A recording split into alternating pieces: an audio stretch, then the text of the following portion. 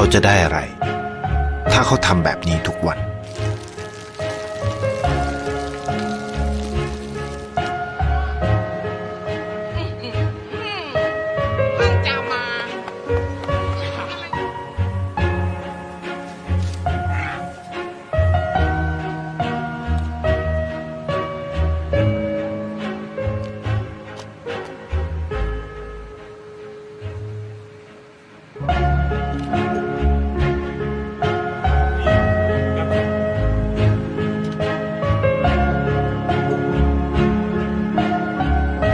เขาจะไม่ได้อะไรเลย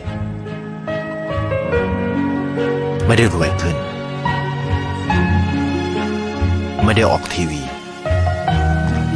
ไม่มีใครรู้จัก ไม่ได้มีชื่อเสียงที่มากขึ้น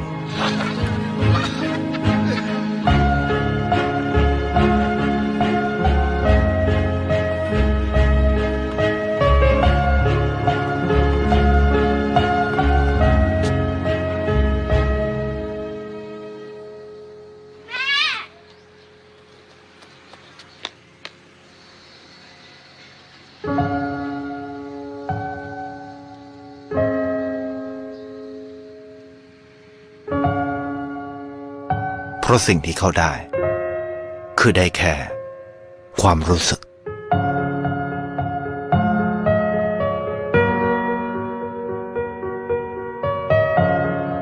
ได้เห็นความสุข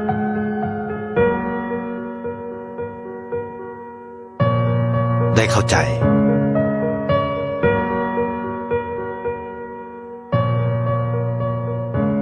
ได้ความรักได้ในสิ่งที่เงินซื้อไม่ได้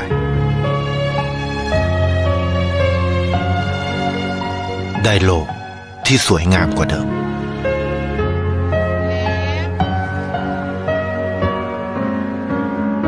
ในชีวิตคุณอะไรคือสิ่งที่คุณต้องการมากที่สุด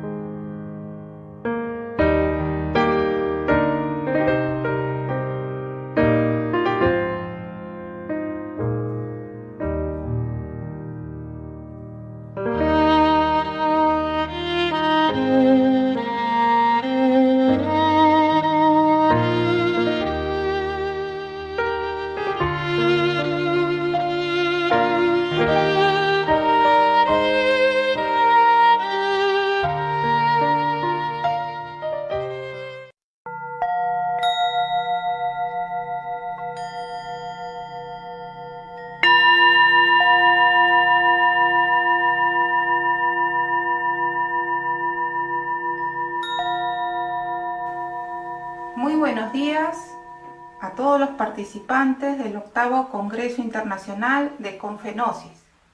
Mi más sincero agradecimiento a los directivos y organizadores de este evento por permitirme participar. Mi nombre es Jacqueline y represento al Instituto Gnóstico de Investigación. Como ustedes saben, vamos a compartir la conferencia sobre la ley El que da, recibe. Esta ley se expresa en la naturaleza, tal como debiera expresarse en nosotros, en nuestro comportamiento. De la misma forma que hemos visto en el video anterior, en que el protagonista manifiesta una personalidad con hábitos superiores. Su personalidad entonces es dar, servir, colaborar, ahí donde la ley lo ha ubicado. Él se pone en el lugar de sus semejantes y ese es un comportamiento propio de la esencia, que se manifiesta en forma espontánea y desinteresada. Y así como él es generoso con su entorno, con el prójimo, también deberíamos nosotros ser generosos con nuestra propia alma, es decir, dar para el alma, trabajar psicológicamente para despertar nuestra conciencia y reactivar nuestras facultades latentes. Vamos a ver en la ley dos aspectos. El primero de ellos, el que da, recibe, y cuanto más da, más recibe.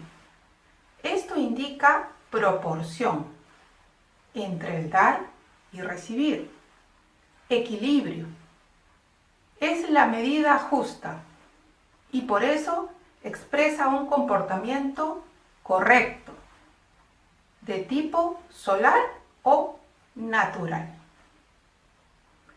Y es lo más normal que cuando alguien recibe, de forma espontánea, uno retribuya.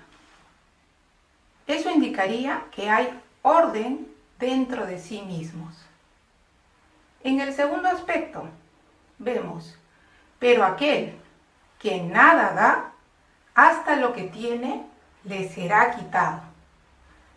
Aquí entendemos que ganamos karma cada vez que pudiendo dar, no damos, ya sea para nuestro entorno como también para con nuestra propia alma. Entonces la ley nos conduce o nos ayuda a vivir en forma correcta, en forma equilibrada. Y de esta manera, dando y recibiendo, nosotros podemos compensar nuestro karma, sirviendo al prójimo y sirviendo también a nuestra alma con el despertar. Y si así lo hacemos y vivimos en forma equilibrada, entonces podremos ir recuperando esas facultades para conocernos plenamente a sí mismos. Pero reflexionemos un poco acerca de estos aspectos de la ley. Nos dice que podemos nosotros perder lo que tenemos si no aprendemos a dar. ¿Pero qué es lo que tenemos? Sabemos que nuestro Padre nos ha dado este planeta en el cual todos vivimos. Nuestro Padre también nos ha dado una familia física y nos ha dado una familia gnóstica.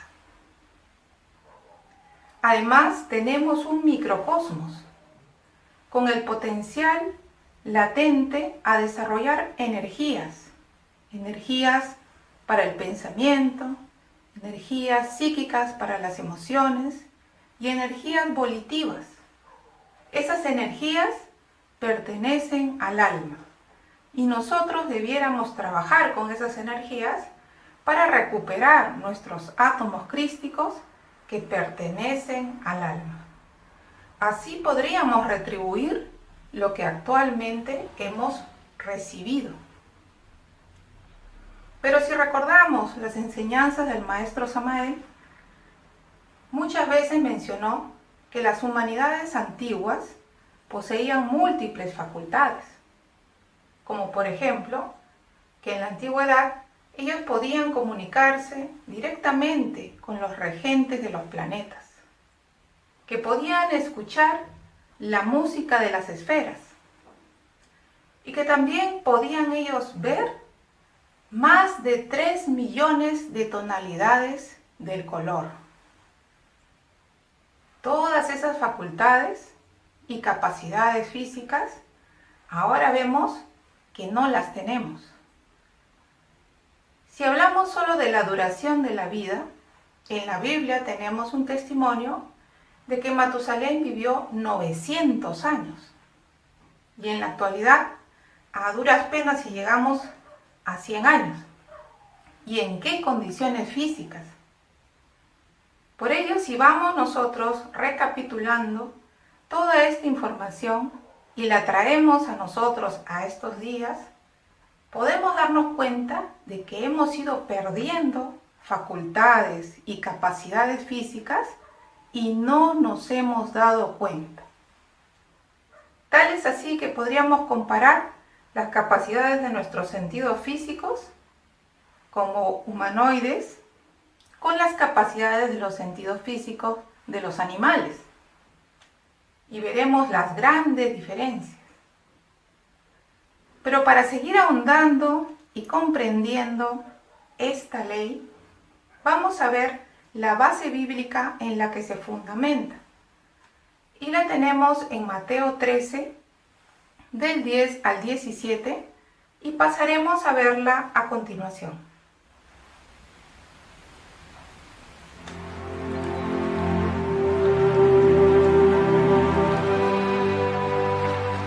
¿Por qué les hablas por parábolas? Porque a vosotros os es concedido saber los misterios del reino, pero a ellos no.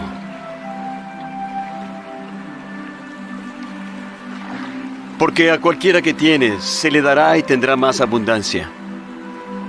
Pero al que no tiene, aun aquello que él tiene, le será quitado.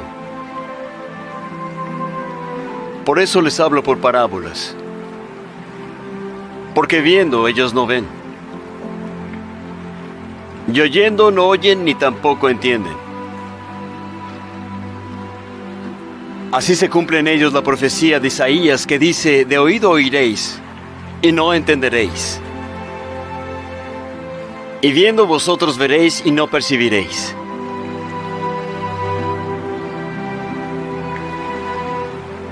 Porque se les ha engrosado su corazón, y con los oídos oyen pesadamente, y han cerrado sus ojos, no sea que vean con los ojos, y oigan con los oídos, y entiendan con el corazón, y se conviertan, y yo los sane.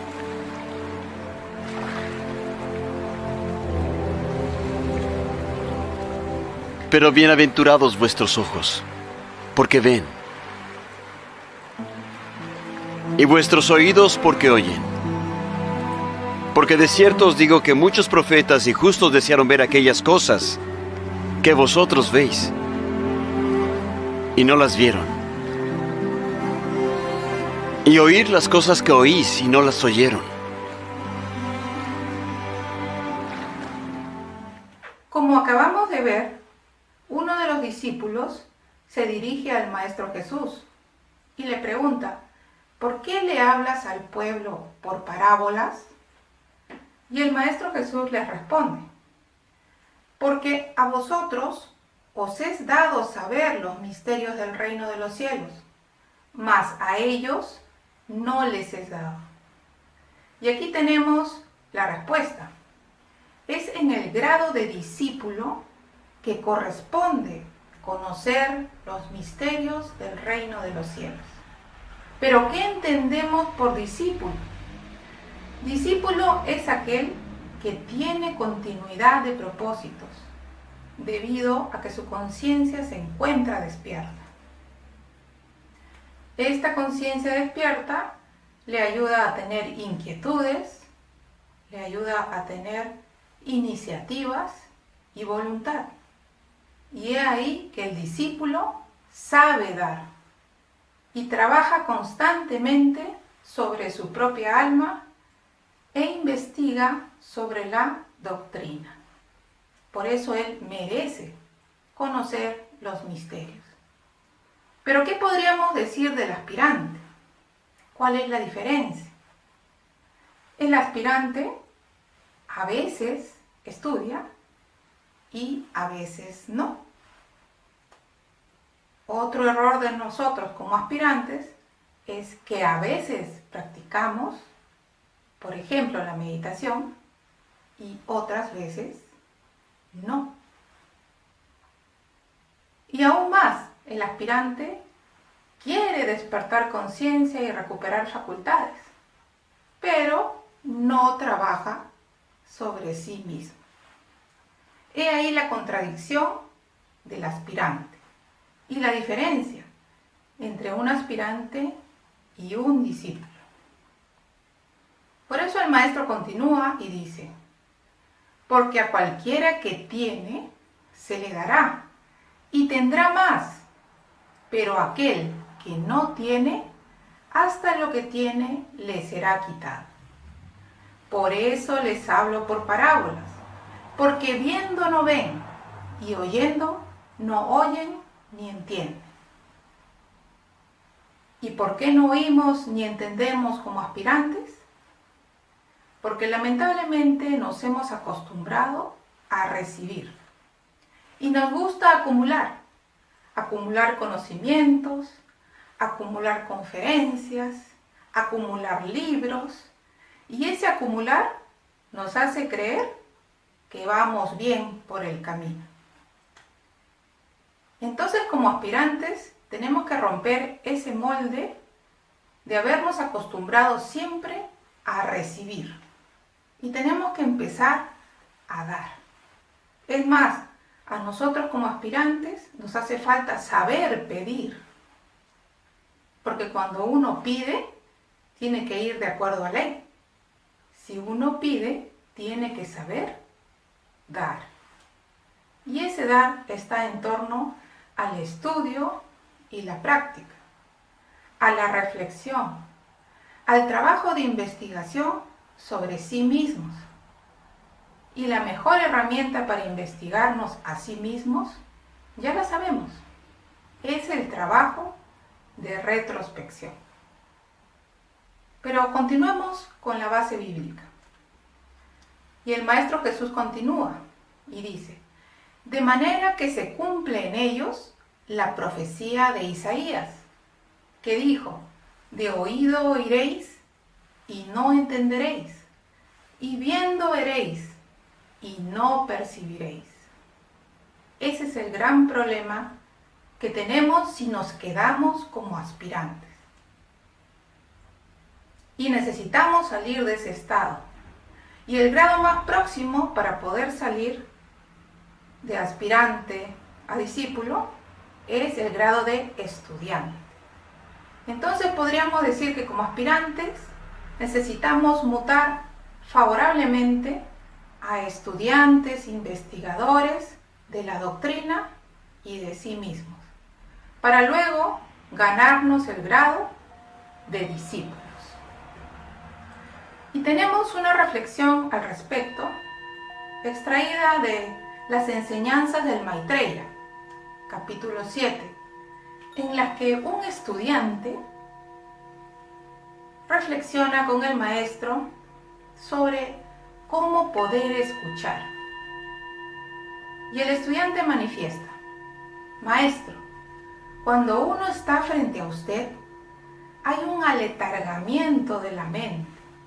Queda uno incapacitado para absorber el conocimiento trascendental. Queda uno perplejo, atontado frente a la sabiduría, de tal manera que resulta harto difícil escucharlo a usted. Y el maestro, entre otras cosas, le responde: total, que estando en el auditorio, no están, y oyendo no oyen, porque se encuentran fuera de casa. Y efectivamente, como aspirantes, estamos constantemente fuera de casa. No hay quien ponga orden en la casa, en el pensar y en el sentir. Es que nos hace falta recordarnos a sí mismos. Y por eso la importancia de todas las prácticas y las clases recibidas, porque tenemos todo el material para ponernos a trabajar psicológicamente. Cuando surge este relato, entendemos claramente que el estudiante ya puede percibir que no está atento. Y esto no ocurre en el aspirante. El aspirante no se da cuenta de que no está en ese lugar, de que no está entendiendo o percibiendo lo que fue a recibir.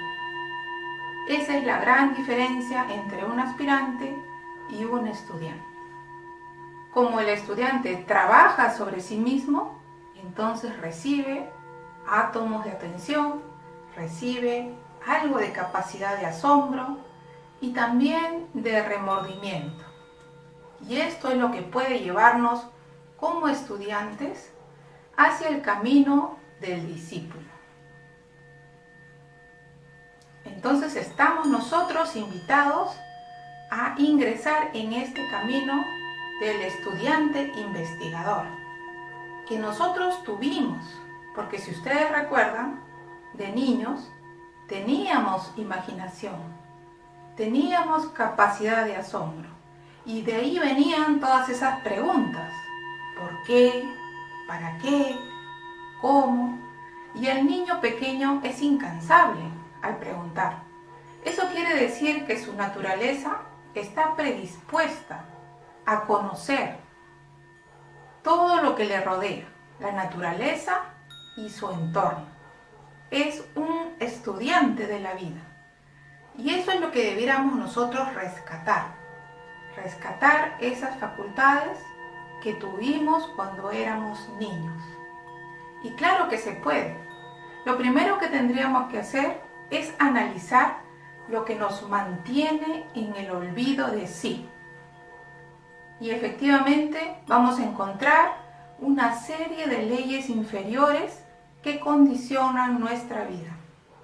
Y sobre todo, que nos hacen perder energías constantemente. Dentro de estas leyes inferiores tenemos la ley de entropía, la ley de encadenamiento y también tenemos la ley de gravedad en su aspecto inferior. La ley de gravedad, como su nombre lo dice, nos hace gravitar en torno a determinados efectos que cada quien tiene más marcados. Por ejemplo, si una persona está muy apegada a su trabajo o a la materia, dejará de hacer sus prácticas por amanecerse trabajando. Si otra persona está muy apegada a su familia, pues dejará de hacer las prácticas o de estudiar para quedarse con la familia y compartir con ella.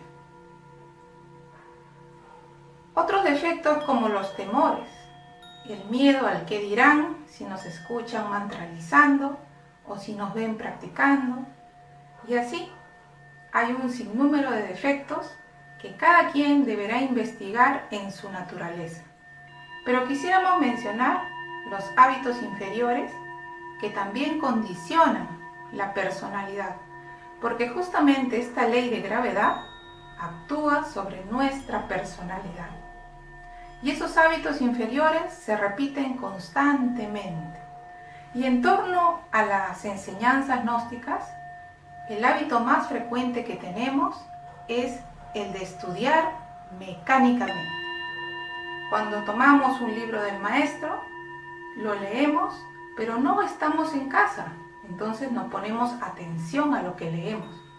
Y podemos avanzar página tras página sin percatarnos de que no estamos captando el mensaje. Por ello, cuando nosotros estudiamos, debiéramos aplicar pausas.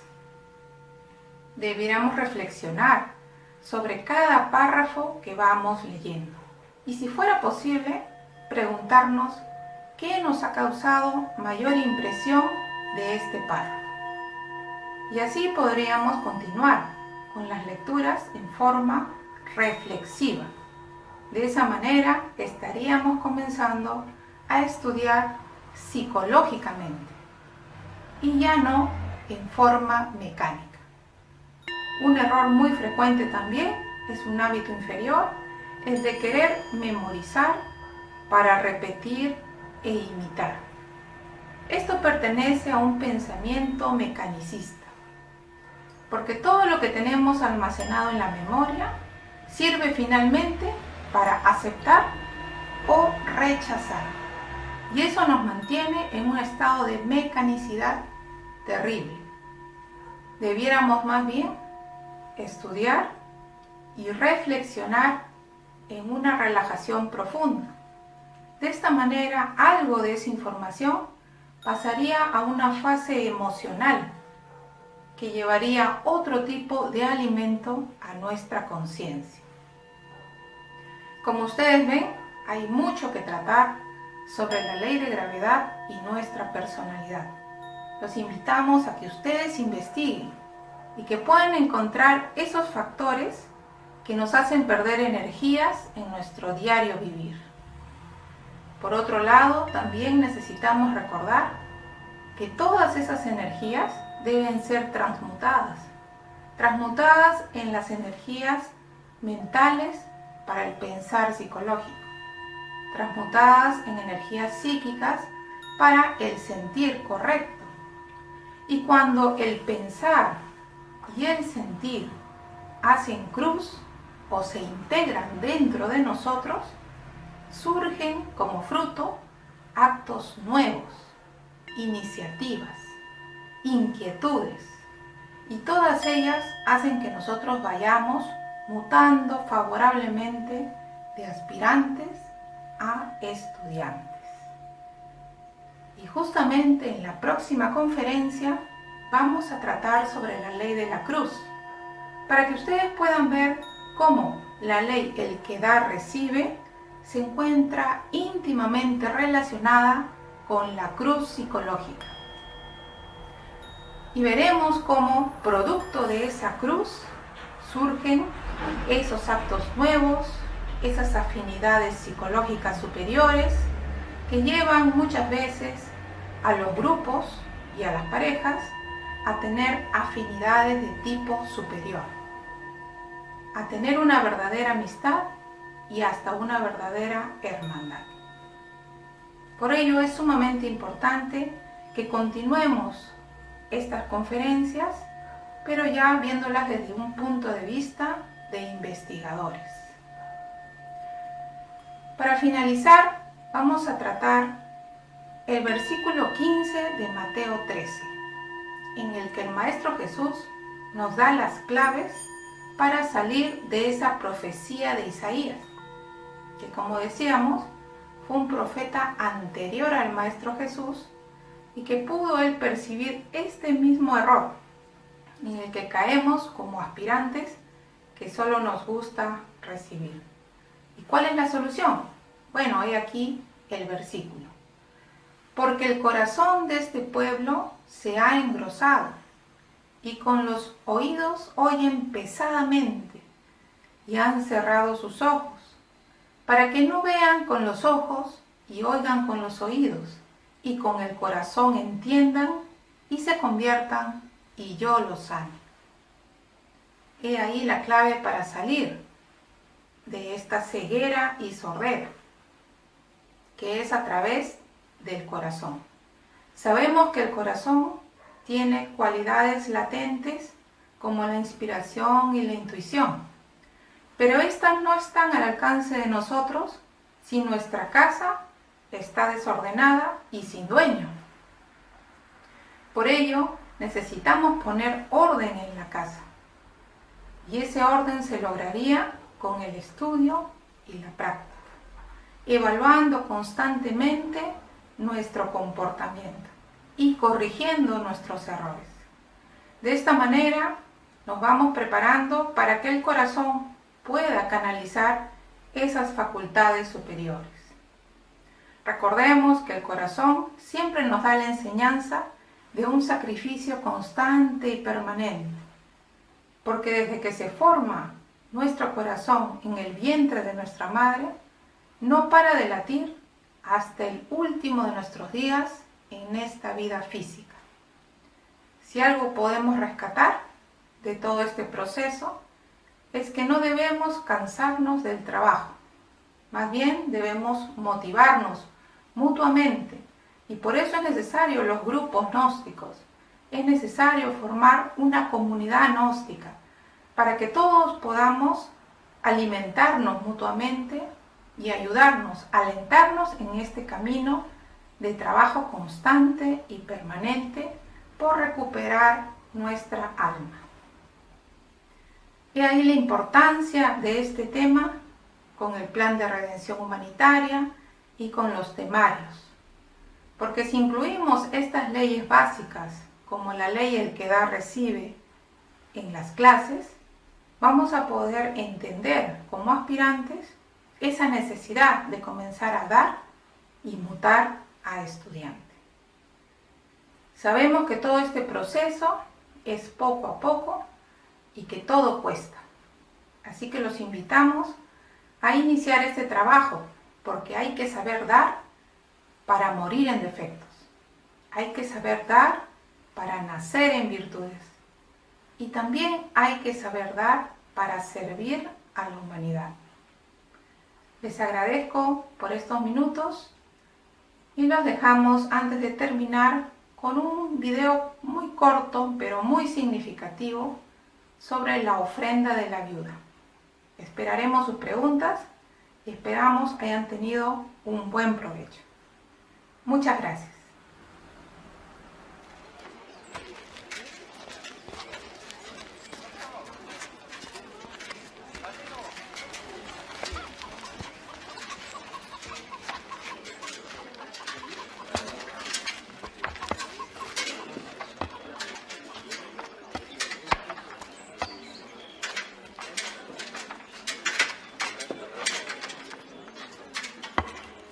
En verdad os digo que esta viuda pobre echó más que todos. Porque todos estos, de lo que les sobra echaron, para las ofrendas de Dios, más ella, de su pobreza, echó todo el sustento que tenía.